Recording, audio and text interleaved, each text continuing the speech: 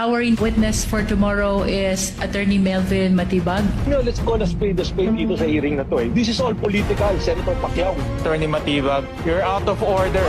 You insulted this committee by calling this a political hearing. Bastos itong si Atty. Matibag. Sayang yung pagka-lawyer niya. Sa attitude niya hindi kagalang-galang. Parang hindi nakapag-aral ng Mr. Tona.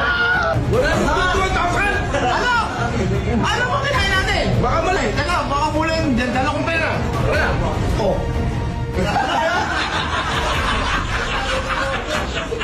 Our witness is Attorney Matibag. Sa 5 sinabi ni Direktor, 6 ang mali. Agreement kami ni Senator Alan, hindi kami papasok. Ano ba? Ako sa may tao di kami sa loob. Hindi kami papasok. May tao di kami sa loob. Sorry. Stand up po ngayon. At the same time, hindi po kami mag-i-effect ng arrest. Sa-serve niyo yung warrant kayo. Nabiliti yung NBI, arrest siya. Stand up. Hindi po kami mag-i-effect ng arrest. Nabiliti yung NBI, arrest siya. Yung pong ibang NBI natin ay nasa labas po lang. Wala pong mga dalang armas. Ano po. Yung pong ibang NBI natin ay nasa labas po lang. At wala pong mga dalang armas.